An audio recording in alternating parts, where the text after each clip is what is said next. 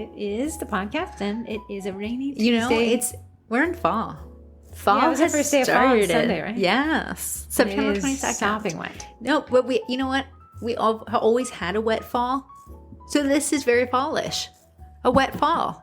They said it helps with the changing colors of the leaves. And it's a little brisk in the morning. A little brisk. It is very rainy this week. Very rainy. But I love baking. Sopping wet was the word I was looking for. I love baking in the rain because I feel like I'm missing out on nothing. No one wants to be outside. Even my husband, police officer, said, I love when crime happens in the rain. He said, less crime happens in the rain because nobody wants to get wet. Thieves ain't want to get wet. Yeah, he said no one's breaking into cars. to have to run into a Dunkin' Donuts, rain pelting your little face. Yeah. No, I like rainy days sometimes. It's not a pouring rain where you can hear the pitter patter. It's just you look outside and it's constantly wet. Yes. Yeah. Okay. A little messy. Welcome to fall. And Corrie, could you tell us what this podcast is? Welcome to the Sugar Cookie Marketing Podcast. Twins. I cannot fix the audio when you do that. Welcome to the Sugar Cookie Marketing Podcast. We're your twins, Corrie and Heather. Heather was born first, Corrie's born second. Heather's right here, Corrie's not. Corey's funnier. Corey's what? Funnier. Yeah, they said meaner. Yeah. We have a group on Facebook. About 47,000 bakers in there. We love to see what's going down on the bakery war ground and bring it to your holes each week. However, this war ground is actually Corrie's internal struggle. She had a confession today, and that is what led to today's podcast What's my topic. confession? Beverly. Beverly. Are you guys not worried that the next door neighbor that you guys talk about will listen to this? Denise ain't listening. Denise doesn't even like my Facebook page. She's not listening. Denise, if you are listening, hello. Denise, you're Denise. So tell us about your confession. My confession, and I'm not being good with Beverly, that Beverly misinterpreted my actions. Yes, just give us the you can't. Okay. Your little. I had a client. She's actually closer to our age. Her name was Ashley. Perfect client, loved her. My communication with Ashley was like every 4 days she got a response, which was all Ashley needed. That's all Ashley needed, and Ashley came to my cadence, and every 4 days she'd give me back what I needed. It was perfect. So Ashley has been a repeat client, but her boss was at the last event she had my cookies, and the boss just loved the cookies. Bev the boss. So Beverly told Ashley, give me your cookier's name. I would like to place an order. So 4 days, Ashley gives to Bev the boss Corrie's information. Corrie comes in at 4 days, Corrie. Well, Beverly fills out the form as Bev should. And I was going to hit Bev with a 4-dayer. Because at the end of the day, your event is 2 months away. So in my mind, what's 4 days in the realm of Bev 60? said, hold my beer. I'm not happy. Bev went to work the next day and said, Ashley, come to my office stat. I have a complaint. I'd like to file a complaint with your cookie lady. She had given me less than 24 hours to respond. She said, I've actually filled out the thing yesterday and haven't heard back from your cookie lady. So Ashley now has to take it on herself to reconnect me and Beverly in a CC to email. You should never recommend somebody to, don't eat where you work. I know. So then I was like, wow, Beverly, I'm so sorry. Ashley ended up getting some pre-sale cookies at it. So she came in. I was like, Ashley. And she's like, Beverly. And I said, you know what? It's Bev now. I said, I realized that me and you had a good 4 days back and forth. And I said, but Bev is not like that. She's like, Bev is not like that. That's why Bev's the boss. Bev is the boss. Her giant Audi A8 will prove that. She's a very good boss. Well, what's crazy is Beverly now told me I need an instant reply. So every time Bev... She didn't directly tell you. She's inferred it. She inferred it. Through all her actions. Through all her actions. So as soon as Bev asked a question, Bev got a response from me. So Corrie's little coming to the altar moment was that she needs to up her communication standards, or at least communicate that they're not what everyone should expect. Kind of set the expectations. And I wasn't. I was thinking, I'm busy. So Beverly, your thing's in a month. You can't possibly be wanting to know what your cookies look like today. Right. So I'll just hit you with response when I think it's appropriate, and that wasn't appropriate for Bev. And you acknowledge that it probably wasn't fair to Bev either. And I said, you know what? Wasn't annoying. Yeah, but I have to think now. I actually ordered a sign. Corrie ordered this very nice sign. And got no communication back. And Corrie's like, I went from being a huge supporter of Sign Girl to now being her arch nemesis. Now we're besties. Because there's no communication and there's no expectation. Yeah. In fact, a sign girl did set an expectation and missed it. Yeah. And I said, that's what Beverly was feeling. And the feeling I had were like, okay, I'm going to have to reach out to Sign Girl and maybe get a little pushy because I don't know what to expect. Am I getting this sign? Am I being taken? Orphaned in your inbox is rough. Yes. So I said, you know what? What are things that I'm not doing where I'm lacking on communication and leaving my clients in this dazed and confused? Where's Corrie? Am I getting these cookies? Did she steal my money? Purgatory. Yeah. Yes. Bev hadn't paid yet, so you didn't feel the onus to reply, but that doesn't make I was like, Beverly, you got no cash in the game, girl. But Corrie said, okay, if I can have a realization of where I can go through, I mean, we're about to enter a really busy season for and we're about cookies. to have a lot of people drop through the cracks. Yes. Any weak points you have now will become weak chasms in the next couple of months because you get so busy, there's no band-aiding anything. And I want to say, you're like, oh, sometimes they slip through the cracks. It's okay. It's busy season. They should know that bakers bake a ton in Christmas.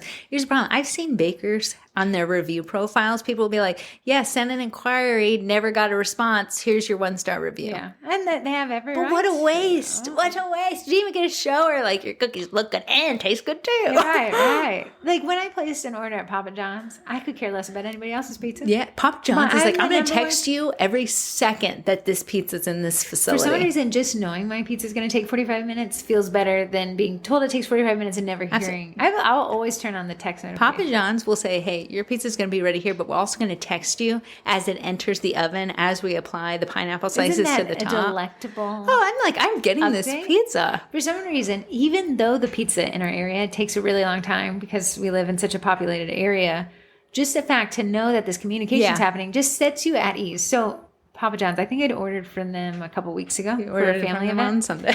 But on the couple months ago one, they had a partnership with Uber Eats or something, one of the delivery companies. I didn't know that. It just said if you click this code, you got free delivery.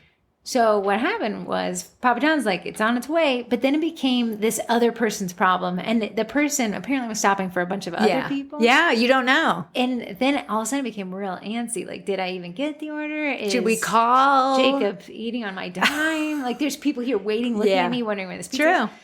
So it's 10 places to up your communication in the upcoming busy season. So Corrie wanted to call it too busy to business. Too busy to business. Because that's what happens. You just get too busy. But so many leads that you work so hard to cultivate fall through the cracks. Tell them your little car story. You got your car to go get fixed. And then this very specific old car I have, everyone friends the local mechanic that works on it because everyone says you got to friend him, you got to friend him on Facebook and let him know your car's coming. So I said, hey, Adam, I just submitted the form on your website. He works for a dealership. He's like, as soon as I get it, I'll sign it to myself and I'll make sure your car's taken care of. I never hear back from anybody. But now it's my life's mission to tell people when they say, hey, baby, this very specific car, where do you guys take it to? I said, I take it to this other dealership. I know a lot of people are going to recommend Adam. However, I cannot get Adam to take my money. So if you don't want a nightmare client that you never worked for like Heather, listen to these next 10 steps. You don't want to be. And Corrie was going to be that for Sign Girl. I was like, how am I going to be this to Sign Girl? It turns out there's a little email miscommunication. The onus. This is to get in front of Yes, to get in front of it. You don't want to end up there because I don't want a bad taste. Yeah. And you don't want someone to have a bad taste about you before they have a bad taste about your cookies.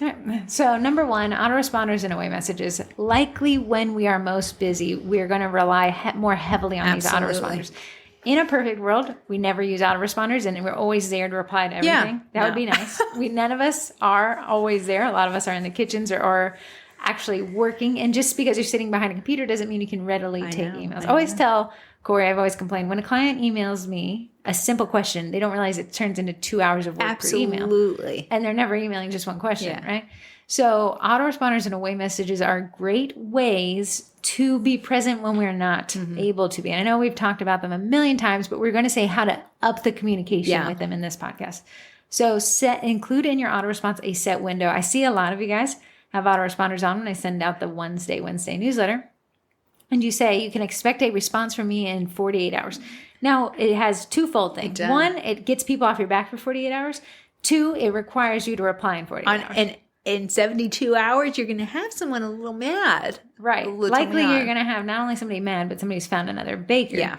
I've seen that. I saw somebody in the local foodies group said, I've reached out to 5 bakers and nobody's responded to me. I'll bet you she's waited 30 minutes. Absolutely. And didn't get the response. So that autoresponder that sets the expectation on the communication frequency really can help you get some space from a bev. And listen, you're like, no, I like to respond right away. Here's the thing. We're getting into busy season. If you're elbow deep in your flower, it almost buys you like credentials. So like if you get back to them in 2 hours, even though you said 24 to 48, you look like a saint. Yes. So you buy yourself more time. You don't want to say, I'll get back to you in at least an hour. And when you know that in reality, you're looking at it 48 hours. So we need to give ourselves a little extra slack. Now, on the other side, you got to understand the risk is if somebody is a 24-hour girly and you're a 48-hour girly, you may lose that sale, but at least they know. I would say if you know you, and we all know ourselves, if you know you're a 48-hour girly, just chop the 24. Just say it's going to take 2 days. Yeah. 2 full days to get a response. Have your booking form in your autoresponder. This is Corrie's big one. She does not take bookings. She doesn't not take orders through Facebook Messenger. She'll always send them to her autoresponder, to her forum, because it has a lot of disclaimers, a lot of heads up, but it also has a grayed out calendar where she doesn't want to take orders. Yeah. So again, and Corrie had made a good point. Corrie's like, I'm booked for September, but you have my calendar at the bottom of the form.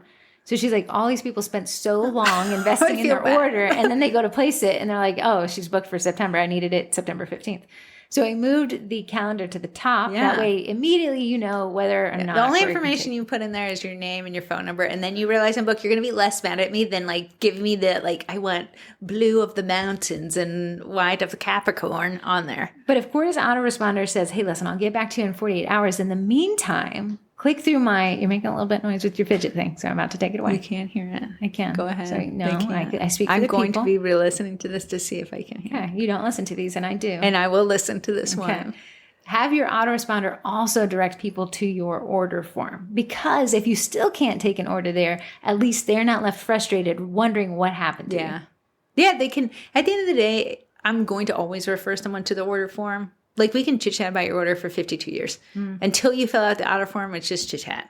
So I like to, any chance I get, here's the form. If you would like to order, here's the form. The form for if you like to order. So in the busy season, this is a great thing to fall back on when we are unable to be present. Yeah. And especially if you're booking out, like you don't want to chit chat about someone's order, get a little invested in it. And they're like, I really love you. I can't wait. Money. Yeah. And then they're like, okay, can you make this? And you're like, wow, I'm booked that day. And now either you're going to have to remove your boundaries and stay up late. A lot of people who aren't good with no, you're going to fall prey to the yes man syndrome. You can make your form the bad guy. I love that you love making your form. I love. I'm like, it's great. I can't do anything about that. As soon as you click to Corrie's form, it says at the top, I am no longer accepting orders for this month. I'm only accepting orders for this. Corrie's like, listen, I'm going to stop you from placing an order at every pass. Number 2. Do you hear that clicking sound? Okay, that one was a little. That one was a little bit more than the other one. Number 2, Google Business Profile, Google My Business, and Yelp. These types of review profiles have new features added to them, but they do require response times.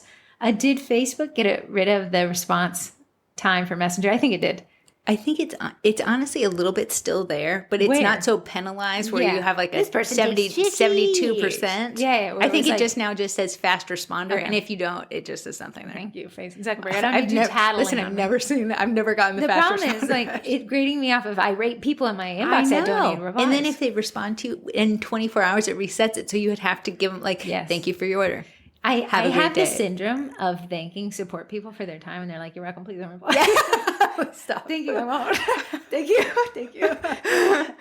So Corrie says, likely this is everyone has Google Maps on their phone, but having the Maps app is the new Google Business Profile app. There used to be a separate app, but now they piped it all through Maps. It is confusing. However, have that app downloaded on your phone. If you're a Waze user, go and download Maps because it allows you to still access that account. And then you get questions or profile updates emailed to you, right? So Corrie said, well, sometimes I get them in the Maps app. I prefer getting them through my email. It'll be the email that you've associated with that Google Business Profile. Yeah. Now, Google Business Profile keeps adding new features. They never tell us about it. When I find them, I try to tell people. They are taking away. There was an instant chat feature. Which I think you actually liked. But they're taking it away.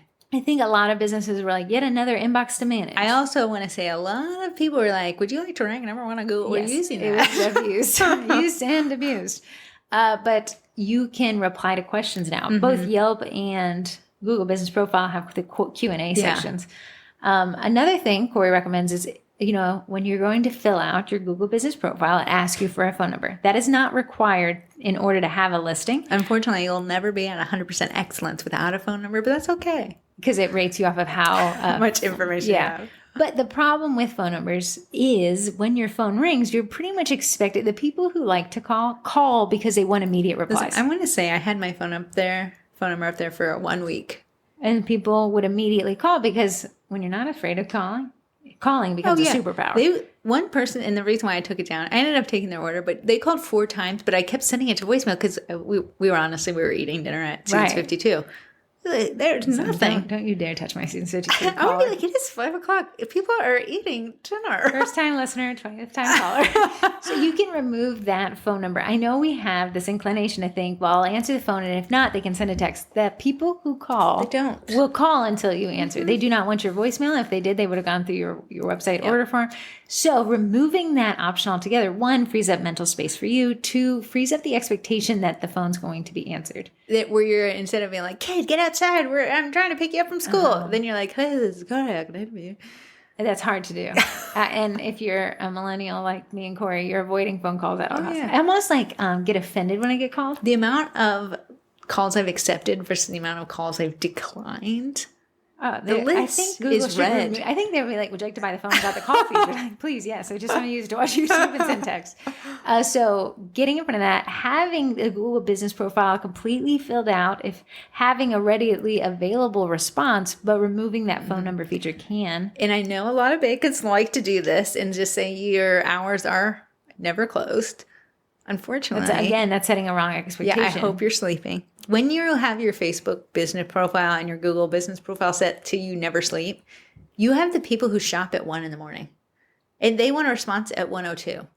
But if you got a call center piped into your kitchen. Yeah, it's okay to say you have working hours. Here's the unfortunate part. When you say, well, I'm open all the time, I'm open all the time means I'm working all the time. I'm open all the time because I'm willing to take your order at any time. It's not what that was ever intended to be. Facebook even rewards you for having closed hours by changing your autoresponder to be an after hours message. Yeah. So there's 2 types of autoresponders. There's an immediate one. And then there's one that's for after hours. If you don't have hours set, it will never trigger that kind of nicer one. I want to say, if you say you're always open, when a person finds your Facebook page, it'll have a green dot on there. Yep. And it's like, this person is readily here. But if you're not readily there. Again, we're creating our own little hell. Yeah. You're setting the expectations that you were going to give them a response. But then you're mad at Bev when she was like, but you said you were here. And you're like, well, I sleep. Yeah, Bev. I'm a human. I'm eating dinner, Beverly. Hey, you're human, man. Set your off hours. Take off. That's why you work for Drink yourself. Drink a protein shake and time. Number 3, website form. So here's where, remember, we're talking to the future busy time. So we're trying to make sure that we're prepared for this busy time. Ensure that you gather all the necessary information needed in your form. What we don't want is to only gather most of the information and then still have to go back and forth. What that introduces is, unfortunately, lost in translation, people tweaking orders or people adding things. And then you have this confusing thing. And I see it happen a lot of times. Someone's like, oh, someone placed an order and I didn't remember that they changed it. Yes. When I scrolled back through the messages. Now, when we use something like Jotform, I can export all entries into a nice Google Sheet. And within that, I can make my adjustments there in a master list. I also saw in Jotform, you can allow someone to go back and change their thing. You have mine off. Also, people can't upload their photos. Something broke. So they're emailing me separately their inspo photos. I hate working for Corrie. It's a thankless pageless job. But ensure that you're gathering all the necessary information. Like Corrie said, because I'm not able to accept their images, I'm getting more correspondence than I want. In busy time, you're gonna lose a lot of details when it goes out. Because here's the thing, I like to attach my response to that form so I can always scroll up. But when they're sending an additional email, that's taken now away from it. Yes. And there's a lot that can be lost in those little words. I wish that in Google we could be like, I'm reattaching this email to the thread. That'd be neat. Yeah, to be like this and orphaned email that they sent. Because in my inbox, this one will be down here, but then here's one up here. Yes. I agree. Things that you can do to work around that, you can use labels to say anybody from this email, go to this label and then archive their label. So I can have a Beverly folder? You can have a Bev folder, yeah. But the true solution there is a CRM program. Yeah. Because the CRM will say, regardless of what email thread they sent it from, we're going to gather everything from Bev and put it in a single customer profile. The reason why I like JotForms so much is once you log in, you can see all your forms in one place. And then you can see all the submissions. Then you can archive whatever you need to. You can delete whatever you need to. It's just very organized. Yeah, it has some glitches. We have some glitches. Oh, for sure. I use a little bit of the conditional logic. It always breaks. Corey's always in there clicking around. Clicking around.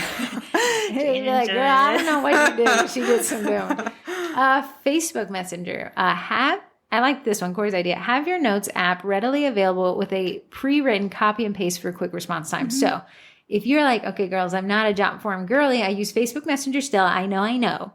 What you can do is when somebody has that message come up and you're not using an autoresponder, because in a perfect world, we would not use autoresponders, right? Because we would be right there. We would be personable. We would say, thank you so much, Corrie, for your order. I can't wait to talk more about your baby cookies. Yeah. If you have baby cookies on order, I need to know. I'll let you know. You're going to be an auntie. Auntie. What you want to do is have copy and paste in your notes app a readily available. Now, I actually do this. So I manage Corey's Lake Ridge group. And in there, I'm locking threads constantly, right? You know, I love to lock a thread. So I have this, people who need to rehome pets, I know it's a spicy subject, but it's happening all the time. Absolutely. So I have this pre-written copy and it has, in it, I have giant brackets and it says put pet type here. Yeah. So I'll copy and paste it when I lock the thread and be like, hey guys, thank you so much. If you want to reach out to the OP, please do. On that note, OP, really cute, insert pet type here. And I can just copy and paste it. So it makes me seem like I'm there and personable. In reality, I'm in my notes app. I'm so far away. I love the notes app just for those copy and paste. If someone asks for what's your ingredients, I actually have it typed out to like the nth degree. Like there's bicarbonate, shaka in there. Imagine having, here's an advanced one. I think iPhone does it. I know Android doesn't. Create this copy in you're making that one. I know what's bad. I'm about to set it to the side. You can create your notes app, right? The copy and pasta.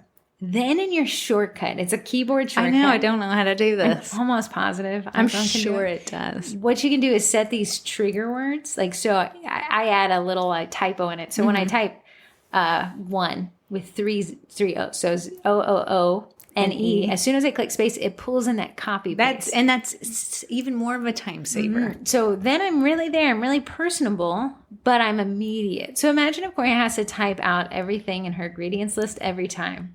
Eventually she's going to stop replying to ingredients I'd be like, questions. I'm so sorry. Just Google up sugar cookies, see what's in there. So again, we're upping our communication and we're doing it by subtly being there while not having to be there. And we're being smarter about it. So you're more apt to do the right communication, less typos. Typos get me, man. I do typos all the time when I'm typing super fast. But if I had my notes app readily available, there's no typo in there because I would have pre-read it. Yes. Okay.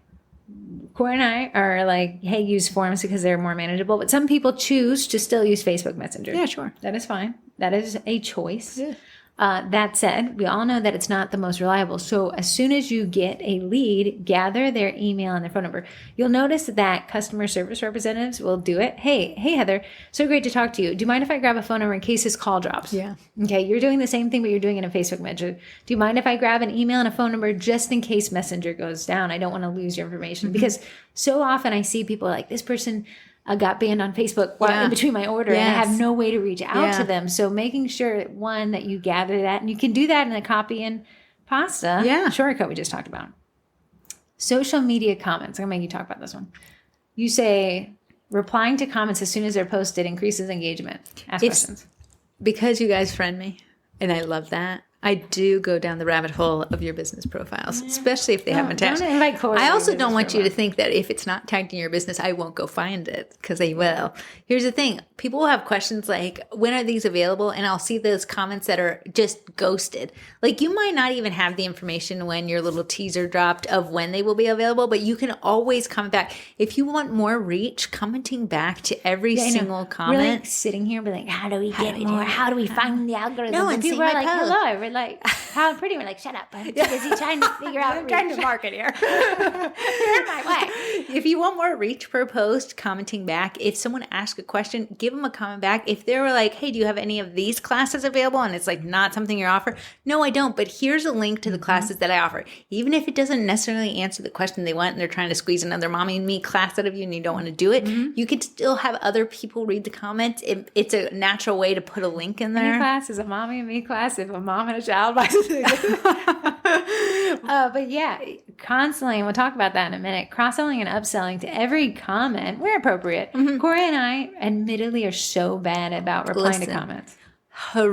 Do as we say. But we know, we were like acknowledging, like, wow, we're trying to crack the code and we're leaving the code right on the... People aren't liking my video. You didn't respond to anyone on the last one. They probably like, well, I tried to reach out to them and they never reply. I want to say something that's, if someone asks for a referral in a local community group and someone tags your page, they go to that page and maybe you have things pinned from 2 years ago. We talked about that. You have barely any posts this year. Nothing tells me... like I told you, Ashley had recommended her hairstylist. So I went to Instagram and she hadn't posted in 2 years. Yeah. Now I'm like, are you even doing hair? Well, I know Ashley just got her hair cut. Right. Like you're still working. It's giving me in the back of my mind, like, do you even care? Yeah. So I want to say just being present in your business is going to help you immensely. And it's going to help ease your potential customers. Like, oh, this person's here. Like, oh, the comment was made yesterday. Oh, sweet. This baker's here. Versus like when I see the reviews were only from 3 years ago. Oh, I do look at that too. Or when I see it's just cross-posted from Instagram and everything has a hashtag. And I'm like, are you even here? Right now, you're not. You must be somewhere on Instagram. Like, cause I'm like, that is definitely an auto post. I know. It really goes into your psychological. Because, we don't have a ton of time to do a ton of research off the purchases we make. Yeah. So we take very small cues and hopefully enough of them add up that it makes us confident we're not going to get ripped off. All of these added together positively convince us to buy, but all these negatively added together can convince us not to buy. Yeah, like me and Heather featured this local restaurant. People love this restaurant. It's got a cult following. But I went to tag their page. It hasn't been posted to in almost a year. Right. But they're always complaining that what am I sending people to? I know. And then I'm like, I don't want to tag them. It looks like I'm sending them to this ghost shop. Yeah, when I went in, we stood for quite a bit because they were so understaffed because so few people are there that nobody was playing hostess. Yeah. And it's an unfortunate beginning of the end because of these marketing gaps. I know everyone always is like, marketing is if you build it, you'll come. Your little fidgeting thing is getting this cord to hit that chair. Okay, all right. You need a hug. Switching my legs. You're just a sound machine. I'm a sound machine. But I do like that when you added virtual assistants during the busy season. Think family members to quickly direct people to checkout. Heather loves to say virtual assistant. I know that seems so... I know. What else we call them? It's so far away in my brain. Like, I'm barely paying myself, let alone someone else. So I'm saying have a Heather or a husband. Because they don't charge you. Or a spouse. Yeah, absolutely. You have a family member who might be there. So while you're busy in the kitchen, maybe they can just send a response. And don't get the crazy uncle who likes to argue. Yeah, we want the don't get the political uncle in there. Okay, we just need your so-so sister. A sister-in-law. Yeah, that is still trying to be accepted into the family, and like, hey, would you mind being my backup admin? And sister-in-law has a baby coming in the new year. Needs cookies. There's the trade. Yeah, and be like, I don't need you. And a VA, or this is a version of a virtual assistant, your sister-in-law or something like that. They don't need to answer the very specific questions. And what I'll do is, hey, let me find that answer for you. When the questions get too advanced, I'll be like, oh yeah, I'm just assisting her in this busier time. I'll find the answer for you. Yeah. But most of it, I can just be Corrie. At the end of the day, if she knows the way I talk, all I am is, hey, would you mind filling out this form? Because that form will go directly to Corrie and I don't worry about it. So when communication gets stifled because you're so busy, don't be afraid to trade with some services of somebody who's like-minded and talks like you. Again, not the crazy uncle. Here's the problem. You're like, well, it's just a comment. I won't respond to you. You post that you're going to be at the market on Sunday. Someone comments like, will you have those peanut butter bars there? I've been dying for them. It's so hard. Best laid plans. Okay, well, you're now at the market. Yes. You don't respond to this person. What that does to the person who commented, in some people, me as that people, I will then now think a little less of that company. Corrie and I went to that wedding expo, of which it was dead, right? It was the bride and groom that are dead. And then I have no idea. Christmas. I know. I don't know. People are screaming at the podcast now. The skinny people that are like claymations.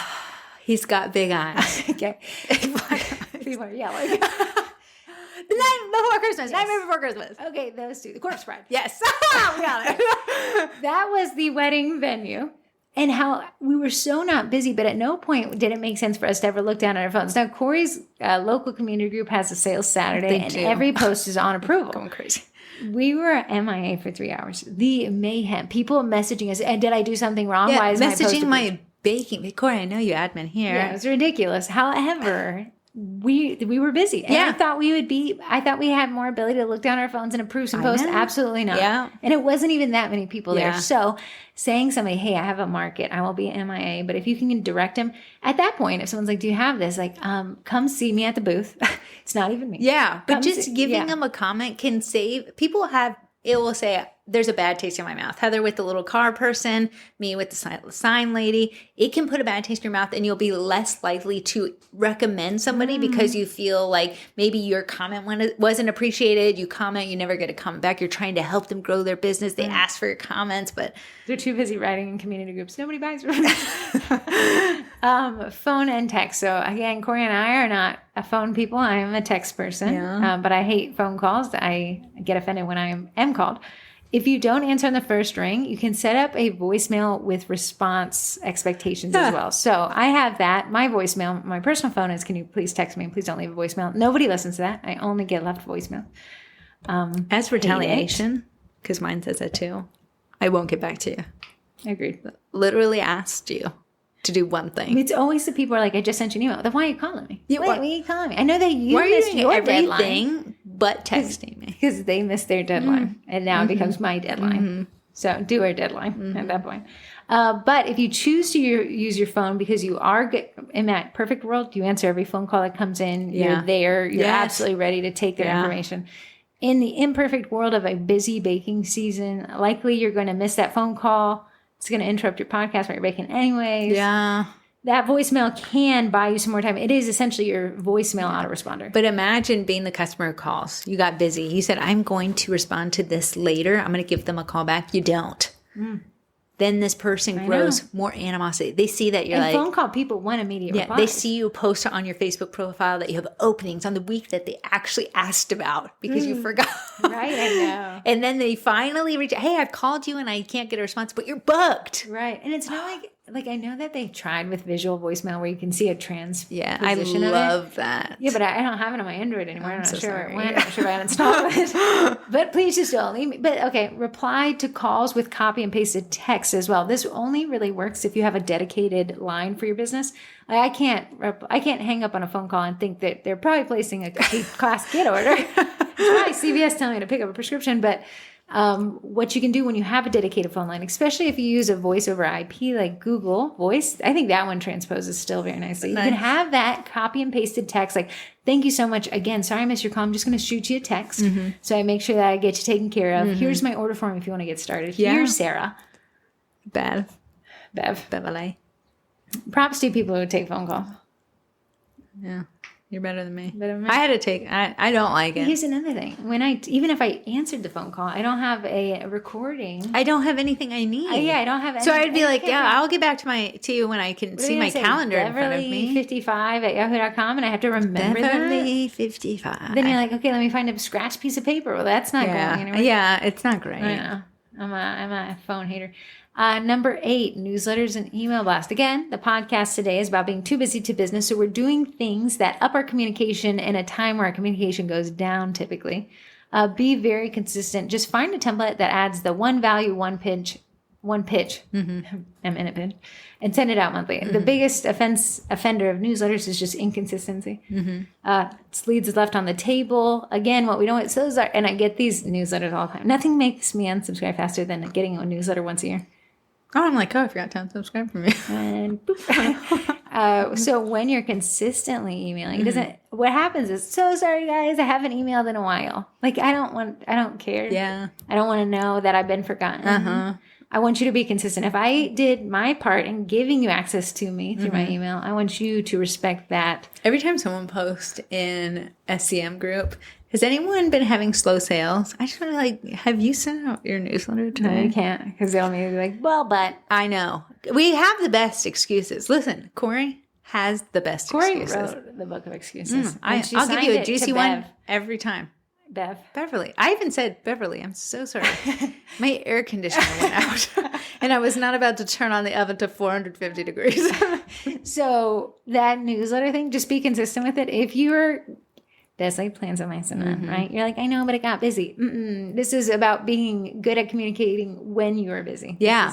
So to save you when you're busy. Yes, because what happens after you've been busy for a while is you get slow. But you're going to be like, hey, guys, sorry, I forgot about the newsletter. INR. Email blast. In your email signature, you can include information and communication about response times. Corrie includes her address. These, again, are saving you that back and forth. Hey, ready for pickup. I'm sorry, you never told me where I could pick this up. That's your email signature. You can include in every email. It has, I use Y stamp, but you can make your own.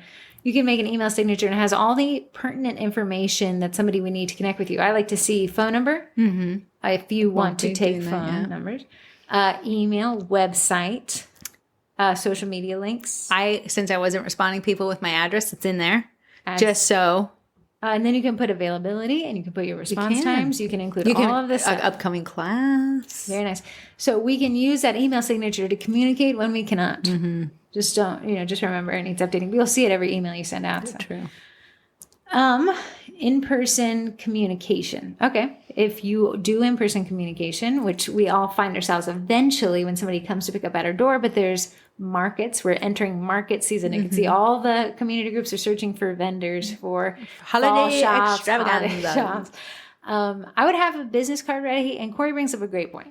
QR code cookies. What really did go over well that I took from the dead wedding of the corpse Princess Bride was people really liked those QR codes that were edible. It's a QR printed cookie. You could do them on an edible sheet and just use a 2-inch hole puncher to punch it right out and lay it on top. But you may be like, but they're eating the QR code. They were, but she had it on a business card attached to it as well. So it not only was a great marketing tactic, Corey's even like, eat this part, scan that part. Yeah. Where are they just eating it to get a little snacky snack? But they did take the business card. At the end of the day, it's really hard to get someone to just take the business card. Corey and I have tried everything. We have put an icing recipe on the back. One time in class, someone used the business card to scrape the icing off of a cookie. Watching them leave it and then us having to throw it away, I was like, wow, business cards are rough. Yeah. But when you don't have one, somebody's always like, do you have any business cards? I know. So that was a nice blended QR cookie code business card extravaganza. Yeah, and they were minis. They were just 2 inches with it printed on there. Bam.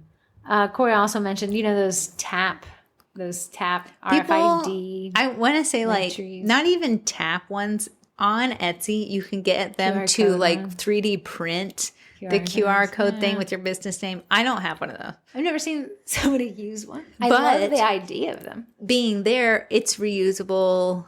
You can put it up whenever you go. It is wild to try to get people to take your business information. It's a hard thing. Like shoving it down that their throat. I will take a business card and hold on to it versus just typing the business name into Google. Yeah. I'll always type the business name into Google.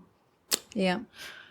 Upsell and cross-selling at events. So, in-person communication, 2 birds, 1 stone. Okay, I'm coming to your market and you're telling me about a cookie class. It's a great way to up your communication because we're always like, how do we sell more tickets to cookie class? I've gone to a million markets. Love going, love buying. Love being secret in there and see what covert ops I can do. If I go buy something, okay, great, have a nice day. Sometimes I don't get a thanks. But if that would be a great opportunity to be like, oh, you're interested in cookies? Have you ever made them before? Oh, we're offering a class. It's so much fun. You don't have to be good at it. It's just right there. It's right there. And I know it's awkward. And you're like, they're here for just buying. It's a market. There's a line behind them. But if you say my classes aren't selling out.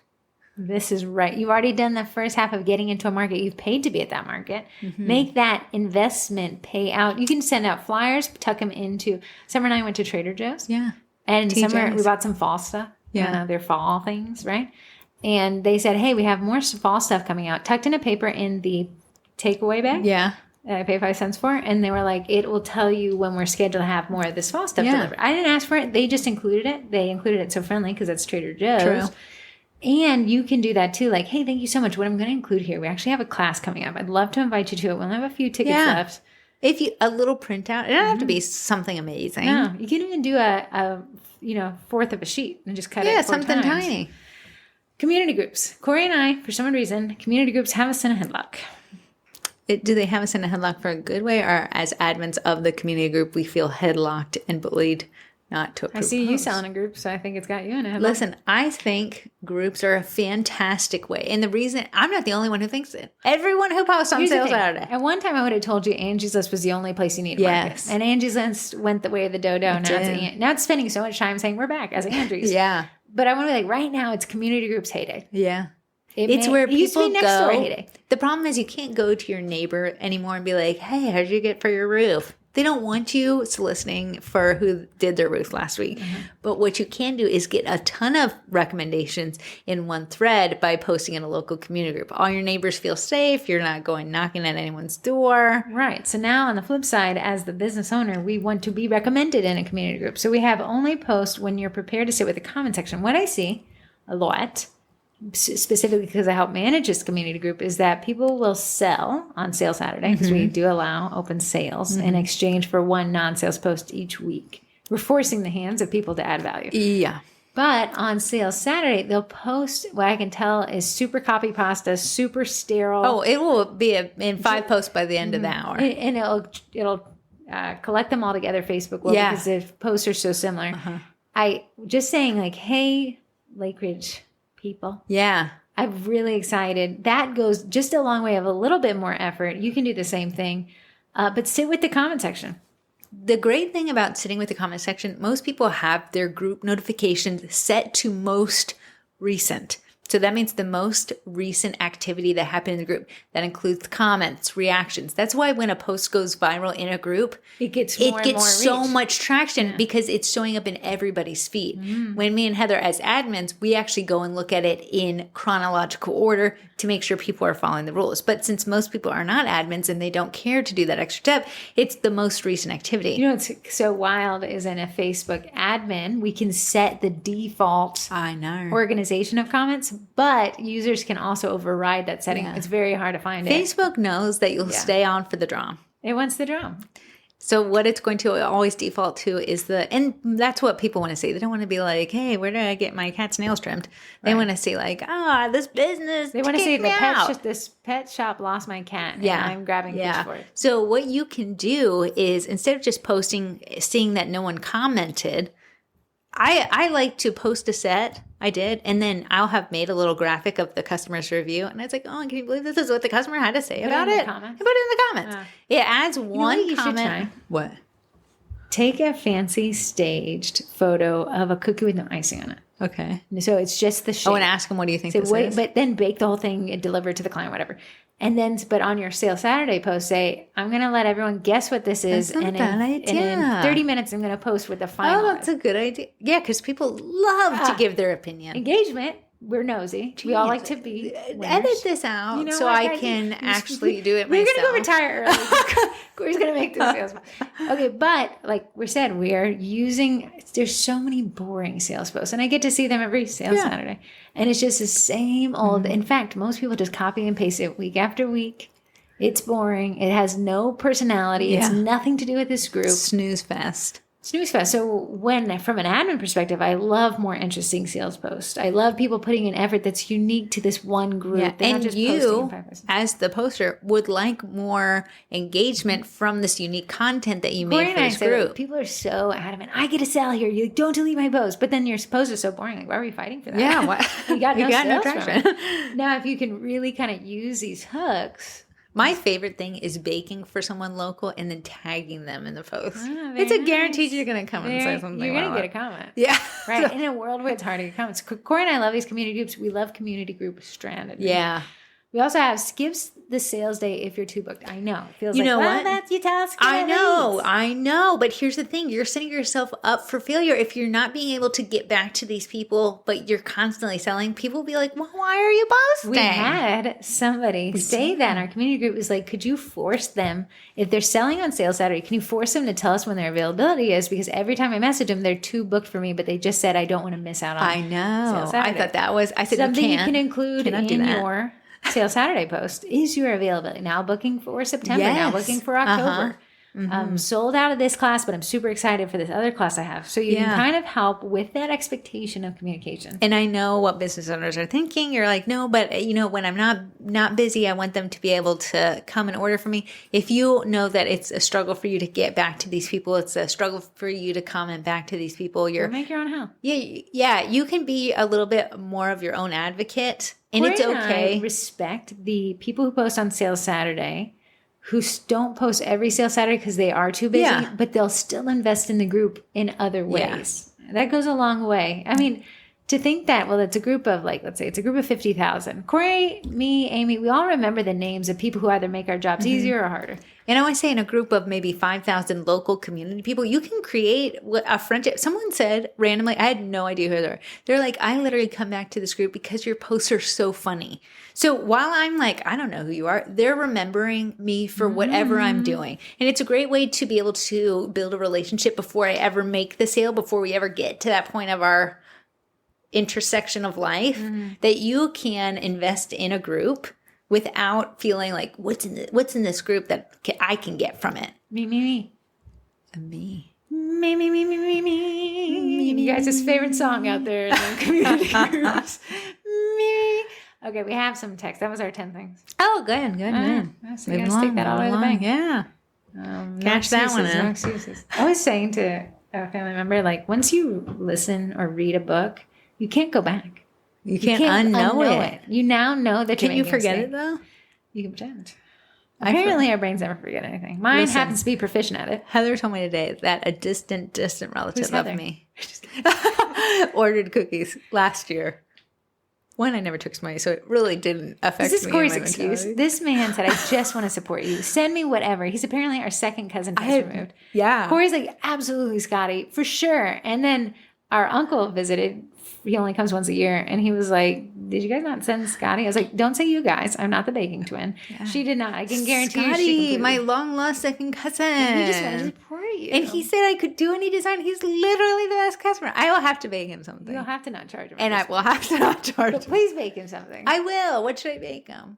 The next order, just add another 12 of it. What is what's our next cookie class kit? Is the Halloween. Why don't you do that one? I could do that. It's not Halloween, it's Thanksgiving. Thanksgiving. Oh, just make him what I'm making for the class. What is the class theme for the cookie? Darkly. Oh, great. Yeah. That'd be really cute. Yeah, that'd be good for him. We'll get there in a second when we talk about the cookie college. We have some texts.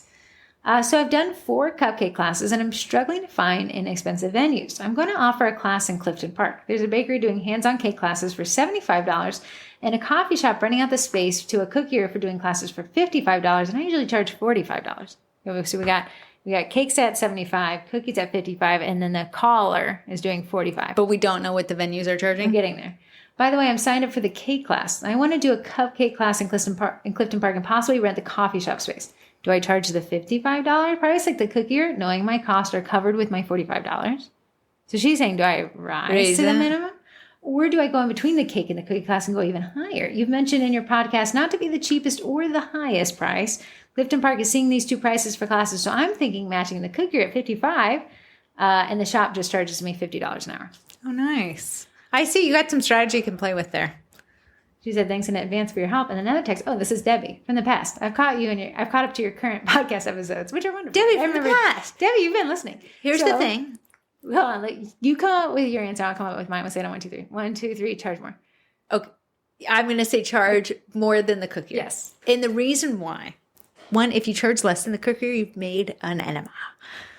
Not an enema. She's cupcakes. She's an enemy. No, so there's a cookier in there. No, cookier is at $55. Cake lady's at $75. And she's a cupcake? We've got a cupcake. Oh, yeah, definitely. So I think cookier anchored you at $55. And now you can just be, because you have a different medium, because we're doing cupcakes. Yeah. Cupcakes are mini cakes. To me, butter and buttercream is expensive. Oh. So I almost like royal icing is cheaper, buttercream is more expensive. She's saying her costs are covered at $45. Yeah. Listen, it's called profit. I know, I agree. So when I think of cookie cakes and cupcakes, I think cakes to me most expensive. Cookies, maybe because we're involved with it. But I don't know. But you're saying 55. So then I'm like, okay, if cakes are 75, cookies are 55. I'd come in at 65. 65. You can always discount it. If you're worried, you can say intro rate 55 will be raised to 65. And then give people secret discount goes back to 55. At 65, we have more marketing elbow room. You have what's called, and we've done a podcast on this, Debbie knows, price anchors. Yes. I think the cookier and the caker did a lot. They've done a lot of marketing for you. So you can really go off the back. Essentially, consider this, Debbie. If you try it at 65 and it's successful, your room rate will essentially be covered for free. It will. And you know what? If it's at 65, you have the license to print money because your audience says that value, the price and the value line up together. And we're willing to pay more because there's value in there. So if you're trigger shy on 65, you could always do 60. You could do 60. You could do 55. You could do 50. I wouldn't do 45. I wouldn't do 45. I think that sounds too low and almost a little bit of a warning. 45 when the cookie class is 60 or 55 and the cake class is 75. I think coming in lower than that, while it feels like a great It'd be strategy, like, what am I not getting in the cupcake and class that's what that I'd I'm be getting worried in the about. cookie class? I'd almost go to the cookie class instead. Yeah. So I'm thinking use the cake and the cookier to your advantage. Come in higher than them. The cookier won't be offended. The caker probably won't be offended. No. And you're all in different playing fields. Is it all kind of awesome, though, that they're all at the same venue? Because that venue is now preconditioned to classes. And it's awesome. You're all three offering something different. It'd be hard to offer the same because I thought if you were both cookiers and you came in that you could make an enemy. That's a different strategy. Yeah. But because you guys are offering 3 different products. Yes. I think it's not a bad idea. So, Deb, let us know how it goes. Yeah. Thanks for catching up. Another one. Hi, twins. I first wanted to thank you both for doing this podcast. It's truly made a difference in my little bakery. I make custom sugar cookies on the east coast of Florida. If I may, I'd love to ask 2 questions since I've been putting off sending in a text. First, how do you keep up with trends on Instagram or Facebook in regards to the algorithm? Heather made a comment maxing out hashtags is no longer beneficial. How can someone stay up to date with this? Start with that one, then go to the next one. I will say the best way to stay up to date is stay in the sugar cookie marketing group. If you wanted to, a lot of people are posting what they're feeling, what they've, happened to them lately. You have people who are like, hey, yeah, I posted this reel. It popped off. Here's the way I commented. I'm not sure. This one's not popping off. It's constantly changing. So if you wanted to, there's places like Search Engine Journal that they send out mass emails. I had to unsubscribe. I subscribe to a lot of marketing newsletters. Yeah. A lot of that stuff I end up posting in the Cookie College when I find it's beneficial for us to know. So domain names, the .com prices are increasing. Google My Business getting rid of the chat feature. Fed's cutting the interest rate. So we mentioned that there. Little less in the main group, but you can still get that information about hashtags and stuff like that. Number one way is to test out your audience yourself. It's so hard when your following is small. It's so hard. But if one post with 4 hashtags versus one post with 30 hashtags, you have some room. I've been to test. Okay, speaking of testing, Corey's like, hey, can you take the content, the reels that I post and post them to YouTube Shorts? Okay, so I've been doing this for the past week. Find out people like tips over voiceless they don't videos. want ASMR decorating videos. Well, they don't want no sound. They want somebody talking and they want to learn something. They want this voice. The algorithm performs. I'm not sure if the algorithm is like, we have no voices here, so people aren't even stopping to listen. Yeah. But when Corey gives a little tip, those ones are getting the thousands of views versus just an beautiful music and some text Here's on it. Here's what we tested too, Miss Testy Test. Me and Heather don't like to put our faces on or in anything. Yeah, it's because we look like men. Yes. So I said, if I'm getting these little Rode mic things, we got to do videos. And it performed very well. People like seeing faces. Hated Unfortunately. So here's what I do. Loiter in these groups, test on your own, but really learning through, if the group is 50,000, we get 50,000 data points. And you can ask those questions. I know you're asking on the podcast. Listen, I'll save you in the group. No one's going to come at you. It's a great question to ask. You can say, hey, what top 5 hashtags are you using? Or, hey guys, what's the maximum amount of hashtags you're seeing results with? Turn everyone into your little guinea pigs. How many reels do you post a week versus static posts? Yeah. And now you're going to get answers all over the place, but it's going to help you create a trend. Yeah. You'll see that every Tuesday I do a podcast poll. It's usually have something to do with the podcast, but it's a great way to see what the And we can overall ask trends more are. questions like that ourselves. Yeah, for sure. Yeah, some people are. I do though. What would you charge for a naked Yeah, dozen? and those pop off. Man. Somebody said, "Oh, on my Wednesday wins." Someone's like, "I saw your post on what the average charge per dozen was, and I came up to that price. I was charging below that. Not one person has rebuked Oh, good me." for you. Right. So I was like, "Okay, great." I said, "That's what those are Yeah. for." Second question. What should I be doing or who should I hire if I'd like to heavily market my printed logo cookies with the goal of a large majority of my orders being logo cookies? I've given samples away when I first got my Eddie and I was slower. I post a logo set about once a week. I'd love to hear your thoughts. Thanks a ton, Angel. Well, you can hire a marketing company and it will cost you if you wanted to. Or if you want to do, I want to say, in the Cookie College, little plug. We take you step by step on how to run Facebook ads. If you wanted to, it sounds like you can probably ship. If I'm correct, maybe not. Facebook ads is great, especially if you can ship, because your dollar will go so much farther. Granted, if you can't ship and you can only do a certain area, I mean, you're going to pummel them with the same ad.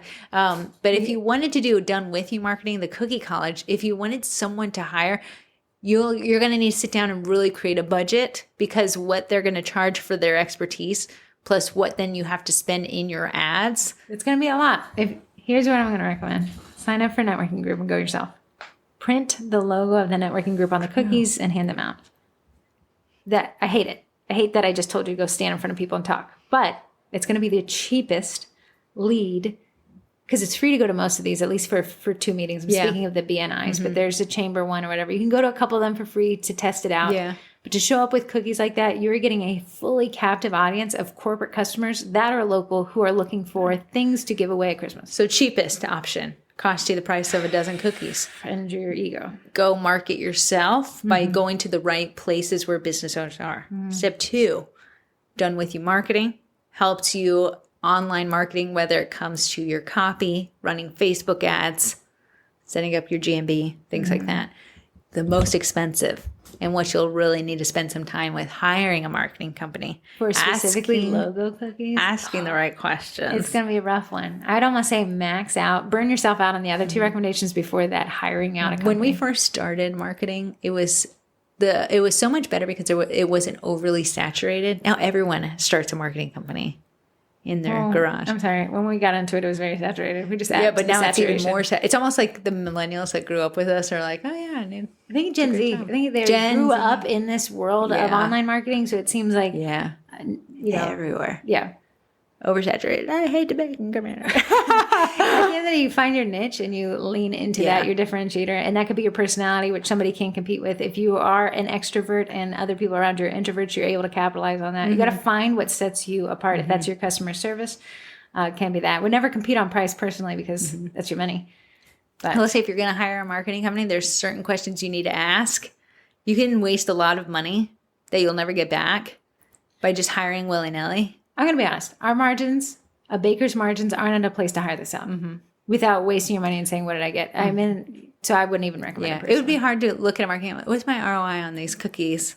How many cookies can you sell? It would be very hard to do that. Nothing that you couldn't do yourself. So right. Okay, moving on, because I feel like you're getting lost in the sauce over there. Lost in the sauce. Do you want to talk about the Cookie College? Aha! What a great segue. A great segue. The Cookie College. It's a monthly membership program that the twins offer. Corrie being your favorite. What it does is it gives you access to a community group for the Cookie College roomies. Since it's college, we said that they were roomies. It's really taken off. It's a thing. And what you can do in that group is you can ask them more detailed questions. Hey, this is what happened in my business. We had one where one of the bakers was like, hey, I'm planning for this bad review. What can I do to get in front of it, to get on top of it, and to move it along so I can move on with my business? Those are great places you can ask those more in-depth questions. In the main group, like if you're having a bad day, people are like, no, just do this. That's a little hard. In the college, you can be a little bit more vulnerable. There's freebie photos there. You get all of the cookie class kits, which is another membership, but the college gets everything. That's when me and Heather started. We said the college gets everything.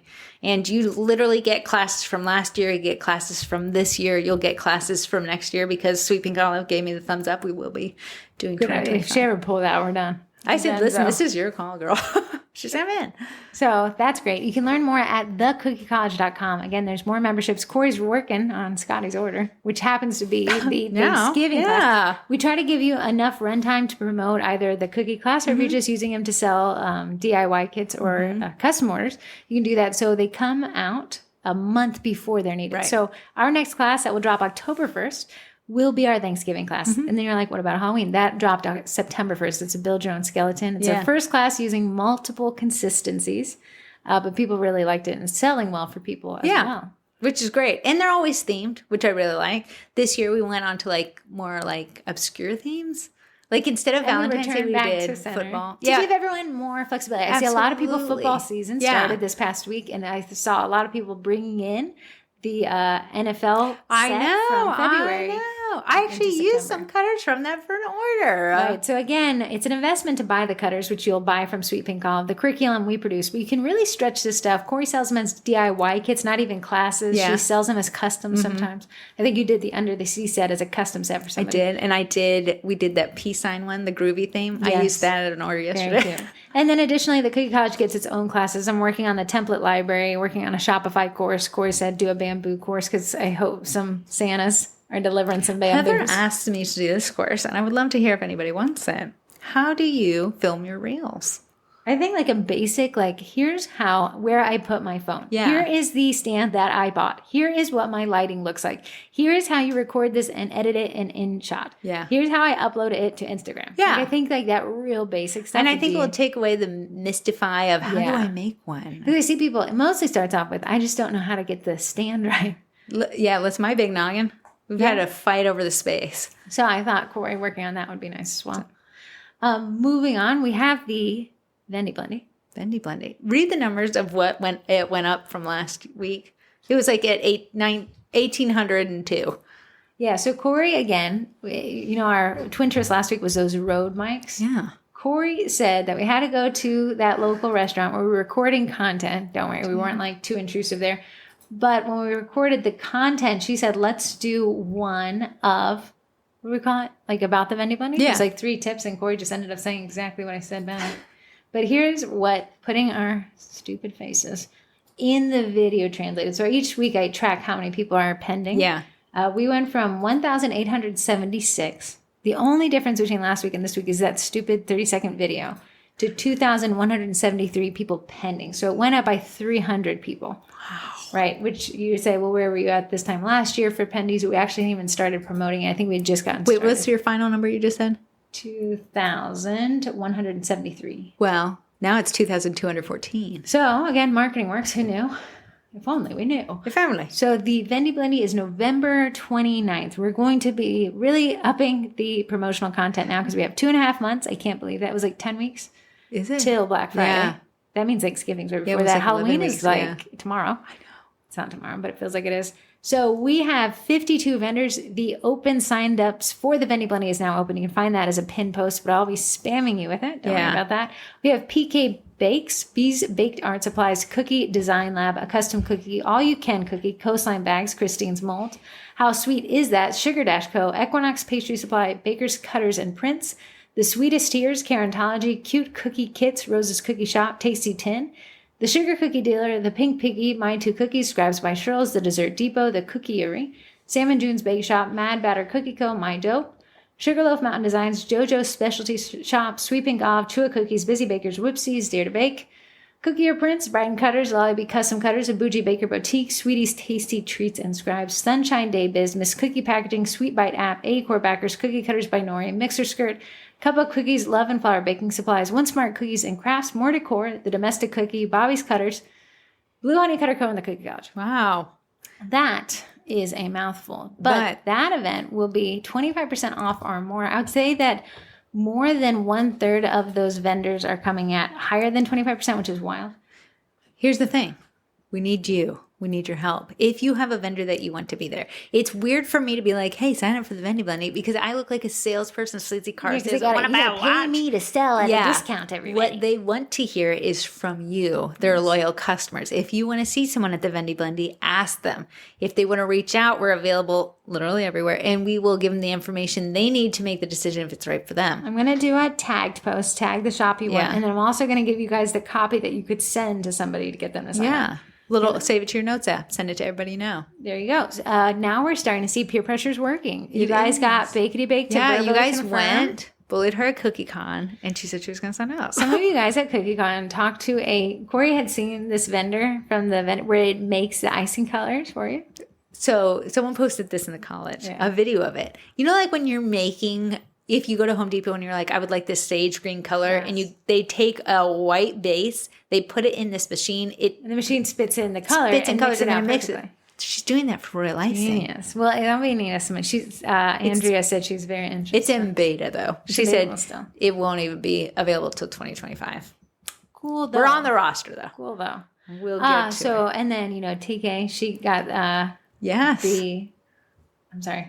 I'm like... Totally it's flavoring. From Porsche. So you guys doing a great job here. Yes. Bullying works. Keep it going. But I'll be helping you guys kind of create more copy because it's really helpful when you all say, listen, this is such a great event. I spend way too much money here. When I say it, we look like... When Heather, here's my ask of you guys. When Heather makes that post that says tag who you would like to see at the Vendy Blendy, it's going to have a lot of information in there for those people that you tag.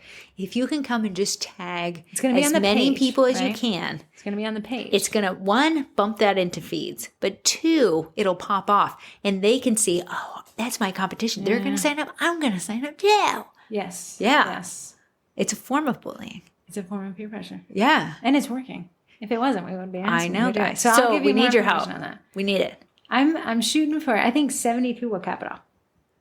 Just 2 less than last year. No, 72 is what we were at last year. Yeah, you said 70? I said 72. Oh, 72 again. We'll cap it off. All right. Right? Yeah. Right. I want some, we have great shops. I want some new shops. I'm being greedy. Be greedy. Being greedy. Be greedy. Be a little greedy. Moving on. Our sponsors. AE Core Backers rebranded to the Backers Co. I did call them AE Core Backers because that's what they signed up for. I'll rebrand that here in my list. They're a sponsor. They're back with this new brand. Great vibes, same great customer service, but you can get 20% off. Code Sugar Cookies, all caps. No, plural. no S. Sugar cookie. Throws me every time. Yeah. Sugar Cookie. It's only been 4 years. Okay, go on.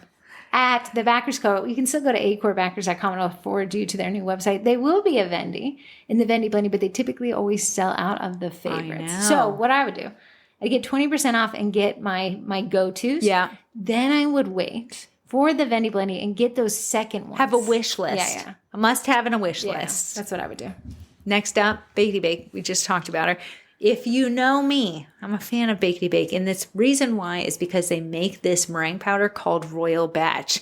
It is the royalty of meringue powders. Really I really truly like it. I don't like a lot of stuff, but she does like that. I really do. And she didn't even pay me to like it. I liked it before she even paid me. Yeah. But I've been using it for a bazillion years since I actually met her. It is just the bee's knees of meringue powder. If you know, like, there's a lot of things that can go wrong in your royal icing. So having a good foundation is going to help it go more right. I actually take a tablespoon out of her suggested 1/3 a cup of the meringue powder so it even lasts longer for me. But because I decorate a little bit slower, it gives me more time for it to like crust so I can fix any of my issues. Love it. It actually has white food coloring already in it, corn syrup, and vanilla extract. It tastes great. Add what you want to it. I am a big fan. Big fan. Will be stocking up. It is on my must-need list. Bully her into signing up. If you don't want to wait for her to sell out for... It's sold out. Yeah, it will. You can use code TWINS and save 10% now. Cover shipping. It will cover shipping. But if you want to go toe-to-toe with me on Vendy Blendy Day... Corey has a list before. I do make Corey wait until minute because I said that would not be fair. Yeah, watch it. They're like, I got a random sale using the... I got a sale at $11.59 on the 28th. From Lake Ridge. So that is those two vendors. Last but never least is Eddie. When we're talking about logo cookies for the holiday season, that is what I'm referring to. That is actually what we took to that wedding venue for the Corpse Bride as well. It's a direct-to-food printer. Yes. Meaning you print on food edible ink. It's not an edible ink printer. No, it's not printing on a transfer, or what do you call that? Wafer paper. It's printing on the cookie. It's pretty fantastic. It's wild to see it in action. They never run a sale. They're not in the vending blend. I've tried every year. I know. I my best bullying tactics. The cult following tells me they don't need to offer a discount. Girls, we don't. They're the cupcake class of us cookier worlds. They just get it. So they're not running any discounts. However, it is just a fantastic product. And I say, put them at the top of your Santa's I've been a good baker this year wish list. Yes. It's not chump change at all. We talk about strategizing how to pay for Eddie because it's not cheap, but it does pay for itself in these corporate orders. I got a last minute corporate order last week. I talked about it on the podcast. She was super happy. It was so easy for me. I put a little bow on there. She was like, you will be our baker every year. What's so great, because Eddie has been around for now this 3 to 4 year mark, is that printed cookies isn't this weird concept It's not anymore. this weird voodoo. When I go to websites, it's like piped cookies, printed cookies. I know. And now it's kind of introduced so much to the market that Corrie gets people saying, I only want printed cookies. I know, yeah. So it's you're not really even awesome. Will my market like it? I think your market knows that it exists and now. I think other cookies have gone before you and blasted down the weird wall of what is this? printed. So you can now enter into the field and it's not so new and weird. But if anything, even if you didn't want to use it for logos, if you're just dipping your toe in there, it saves you so much on having to buy stencils and an airbrush, which if you know me, I hate them both. Stencils, hard to organize, hard to keep clean. No. Don't know which ones I have. Time consuming. Very cool, but very time consuming. Airbrushing. The cleanup, 4 airbrushes. the cleanup of an airbrush almost makes me just want to throw it in the trash can. You can't leave the paint in there because it will dry and then it will clog. Mm-hmm. Then if your gun clogs, be still my soul, I pray for you. I think you'll have to order a new one. I don't know. Me and airbrushing have never gone along. You and airbrush hate each other. Never have we really? How many airbrushes do I have? Ask me. Because I said it's not me. Too many. It's the airbrush. No, it's me. So Eddie is your airbrush replacement, your stencil replacement. It's pretty cool. Okay, I can't really describe it. It gives you a lot more flexibility. Someone ordered yesterday. It was a custom order. She's like, hey, you do those printed. I would like my granny on a cookie. Dozen of them. Okay. Absolutely. Okay, absolutely. Martha, sure. Is your name Beth? Beverly. So those are our sponsors. Thank you so much to our sponsors. They keep this podcast going. Without them, you would not be hearing them. But you would have a lot more free time and airtime.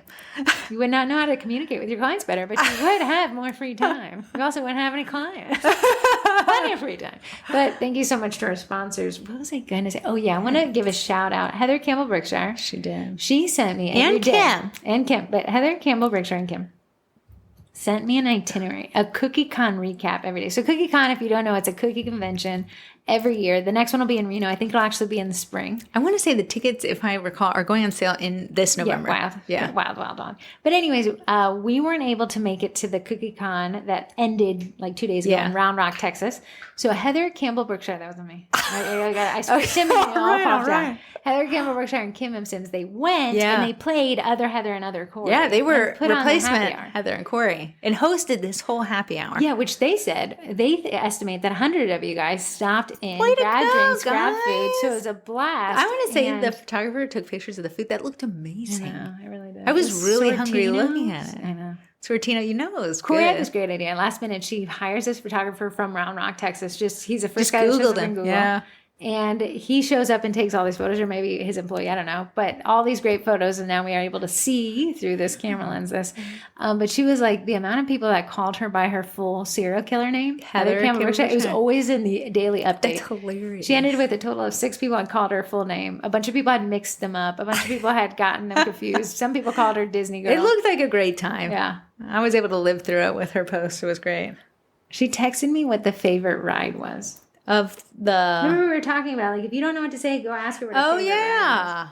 Oh, what her favorite ride is? Is it the teacup? I said it was the Small World, after all. There's a lot of text. It's a small world. Oh, she said celebrity sighting. Let me just scroll back. It's a small world. I'm really trying to do this dead air time. I feel like Fraser Crane. Sorry, I cannot. All right. She said we were both wrong, but they were honorable mentions. They are staples in the Disney. What was it? As Heather Campbell Brookshire, please let us know what that ride was. Post it in the group because clearly I can't remember anything. But that seemed to go really well. So thank you guys for attending that. I wish we could have been there. Corrie didn't like to travel. You can go by yourself if you I don't like to travel alone. Yeah. I don't like to travel alone. Here's my thought about airports. You got to show up 50 hours early. I don't know how they work. Half the time, take your shoes off. The other half time, don't you dare touch your shoes. What is it? Where Do I take the laptop out of the bag or leave it in the bag? Connecting flight? What are you? I want one plane to go from here to wherever I need to go. I had to go to this other airport. I had a plane train. It was the fastest thing in the world. People were falling on top of each other. It was like you had to was it like Spartans where whoever gets on there makes it and whoever doesn't has to run? We will be squishing anybody in the doors. It was like, this plane train is never late. You are. And it shuts the door. And then it says, do not sit unless you're older or have pregnant. Oh, in my mind, I thought it was a train, like, the little kids' trains in the mall. Oh, no, this thing was a jet fighter.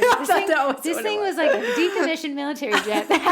But it was like, it goes to these 7 terminals at Atlanta. The anxiety I get knowing I'm approaching an airport, even just to pick somebody up, is insane. I had to talk excuse me, I cannot find the plane train for the life of me. And they're like, it's right in front of you, but it was a construction zone. So I thought, surely that's not it.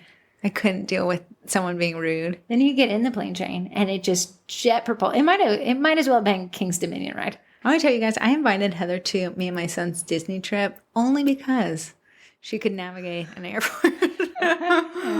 Find you a plane train. I don't know. I've never been to an airplane by myself. I don't think I could do it. I'm too old now. Just fine. I don't know where anything is. When I went to this one airport, or like I go in, and it was like baggage check not allowed, carry on only. So I'm like, hey ladies, I'm so sorry. I said I do have to check a bag. She's like, oh honey, she's like, the day after a big travel holiday, nobody's here. We just forgot to turn the computers on. Oh, see, I would have packed up and gone home. I'm going home. I have a bottle of perfume. So sorry, they said that you can't bring anything on the plane. Corrie does not like flying. And I don't like driving places. It's crazy. But I was on the plane and nobody sat next to me. It was me and a guy with our legs. Is it just assigned seating? So someone didn't buy the ticket next to you? Here's a wild part. Southwest has always been like fight for your life. But aren't they changing? Yeah, they did. Yeah, fighting was crazy. I did not like that. I did not like feeling like I was walking to the lunchroom. People it's almost like if you were picked last in it's exactly high school games. When there was do I smell? You can pay to board early for the Southwest flight to get the seat you want, but then you become the mean girls. You can't sit with us for everybody else who didn't upgrade. So then they're having to walk to the back because you took the best seat. And you're like looking at that middle seat and they're like not looking at you and putting their briefcase. If anyone doesn't know, me and Heather were horrendous at sports. And when they did that little pick your team, we were always picked last. Corrie is an adult. Weren't you picked last? Listen, I said, you know what? That was high school. I'm an adult now. And I went to this little volleyball pickup game at the gym. I was picked last. People were like, they knew my name, but they were being like, tall guy in the back. And he was not Corrie. Over here. And I said, you know what? I said, they're like, you're leaving? I said, yeah. You left. You cry in the car. You don't want me playing. I can read a room. I saw this TikTok and it was like, this girl, and she's like crying, but she's like, my boyfriend says that he really just runs up and down the court because nobody hands him the ball because he's not good at shooting. And she's like, no, I'm sad. But to read a room and to know, I don't know why I was trying to make sports work for me. You tried, man. You tried, and technically tried as an adult. Don't ride Southwest then. Don't fly Southwest if you don't want that feeling. I hate that feeling. I think it's good they're getting rid of it. I hate it. Yeah, I don't like that. I talked to someone at Southwest, and they're like, well, we board, and they call it D-plane, 15 minutes faster than everybody else. But I'm like, because of the weird they're embarrassed. They're running out the plane. We have a twin trust. Do you? Do I have a twin arrest? Do I have... Come on, what's been going on? I don't know. My life is boring. Tell us about the trash can slip. Oh my goodness. My husband...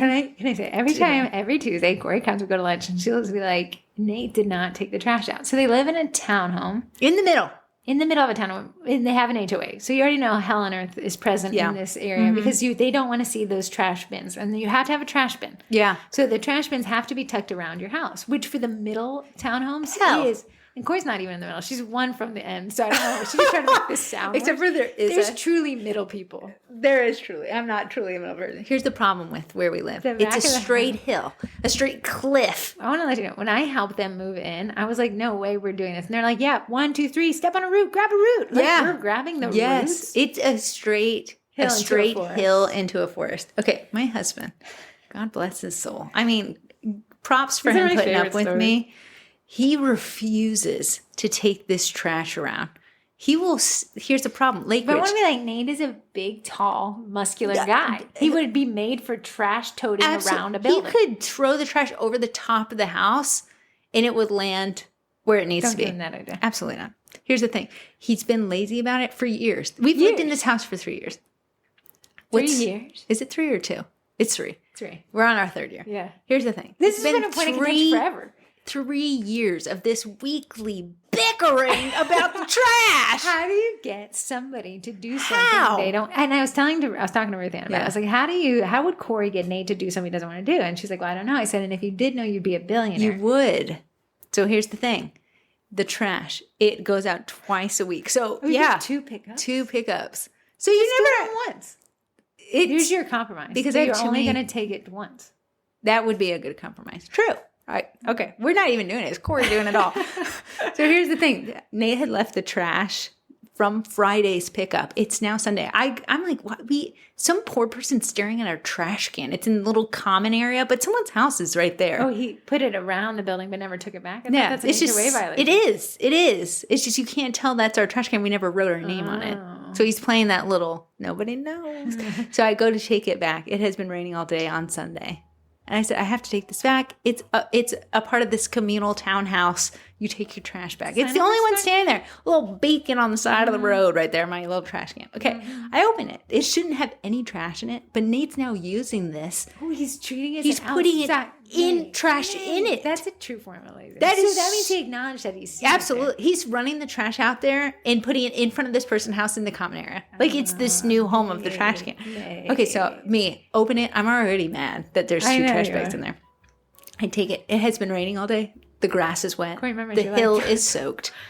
Okay. The roots are not rooting. Listen, my little rackety old fence is closed, but you have to lift up to get it. No, there's never been an easy to open wooden fence. Took my hand off of trash can to open this. Trash can twists. Yeah, my arm's twisting. When they go, they go. I slipped. Trash can falls right on my heel. Sorry, guys. Starts rolling down. The bags are flinging out, though. No, they had 2 to. fling up. I said, if anyone has a Ring camera facing the back, you're going to be on TikTok. Insane. I was I'm sweating at this point out of anger. I bring it around and I got to my phone. Because now you're wet, you're sweaty, you're injured, muddy, and you're picking up trash. It's not my job. That's the one thing I asked the man to do. So I got on my phone. I said, I'm texting this out of anger. I said, I want you to stay out loud in your little cop car right now. I am not taking the trash around because I am making Corrie do it. And I said, and I want you to say that out and proclaim it into the world. And he said, are you okay? No! My Twinterest. That was interesting. That was my Twinterest a lot. My Twinterest is probably those Dell XP computers. I still have to really maneuver I'm really liking it. I'm really liking it. I think what's holding me back is Lightroom is not on there. And I'm so scared taking my little password from my old one and putting it on the new one. It's going to kick us out of one, kick yourself out of the old one. Oh, no. And if you kick me out of mine, I'll just sign back in. Okay. Yeah. You just got to connect. It's super fast. Super fast. So very nice looking, very sleek. Very sleek. It has, and I'm sure China's like, yeah, we know what you look like, but it has face recognition login, which is instantaneous.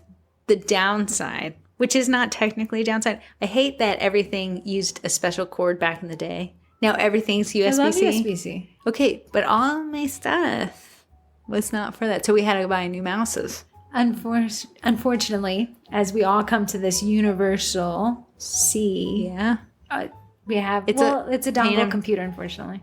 It is, and I don't love dongles. I know.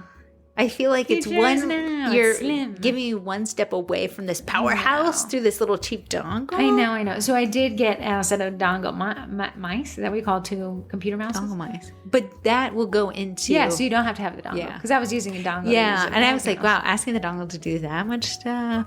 It seems precarious, but it allows for that slim build. It is a slim build. Remember when they would use to read CDs? Yeah, I remember when you had a CD port and then you'd always accidentally hit it when I know. I know. Or floppy.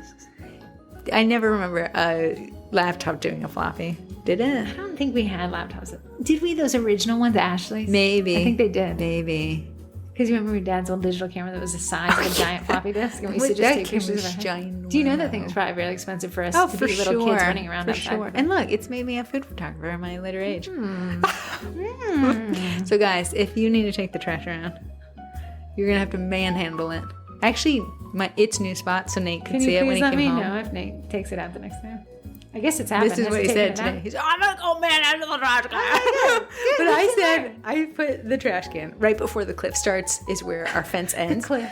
I put it on the cliff edge and left the fence Door open open? because Nate's like, people are going to rob us. Listen, let them rob the trash. It's better than what's happening right now. So I said, if you are not planning to take the trash out, you leave that fence door open and stare at that trash as it stares out into the woods. Because his desk is facing. Yeah. Well, hey, if it works, it works. That is today's podcast. We will see you guys next week. Until then, we'll see you in those Facebook groups. Yeah, we are going to head over and do the Cookie College podcast. See you over there. Cookie College. Bye.